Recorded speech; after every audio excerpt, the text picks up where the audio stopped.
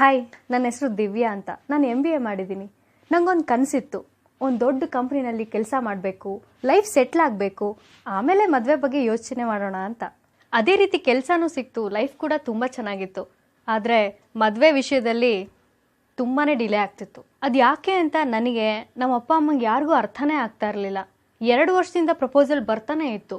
ಇನ್ನೇನು final stage ತಲುಪುತ್ತೆ ಅನ್ನೋಷ್ಟರಲ್ಲಿ ಏನಾದರೂ ಒಂದು ಪ್ರಾಬ್ಲಮ್ ಬಂದು ನಿಂತು ಹೋಗ್ತಿತ್ತು.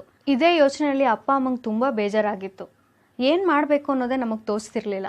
ಆಗ ನಾನು ನಮ್ಮಪ್ಪ ಗುರೂಜಿಯವ್ರನ್ನ ಭೇಟಿ ಮಾಡಿ ನಮ್ಮಲ್ಲಿದ್ದ ಸಮಸ್ಯೆಗಳನ್ನೆಲ್ಲ ಹೇಳ್ಕೊಂಡ್ವಿ. ಅವ್ರು ನಮ್ಮ ಸಮಸ್ಯೆಗಳನ್ನೆಲ್ಲ ಕೇಳಿ, ನನ್ನ ಜಾತಕ ಮತ್ತು ಕುಂಡಲಿಗಳನ್ನೆಲ್ಲ ಪರಿಶೀಲನೆ ಮಾಡಿ ಜಾತಕದಲ್ಲಿ ಏನೇನು ದೋಷ ಇದೆ ಅನ್ನೋದನ್ನು ಹೇಳಿದ್ರು. ಜೊತೆಗೆ ಜಾತಕದಲ್ಲಿದ್ದಂತಹ ದೋಷಗಳನ್ನೆಲ್ಲ ಪರಿಹಾರ ಮಾಡಿಕೊಟ್ರು. ಅದಾದ ನಂತರ ಒಂದು 15-20 ದಿನದಲ್ಲೇ ಹೈದರಾಬಾದ್ ಕಡೆಯಿಂದ ಒಂದು ಒಳ್ಳೆ ಪ್ರಪೋಸಲ್ ಬಂತು. ಮದುವೆ ಫಿಕ್ಸ್ ಆಯಿತು.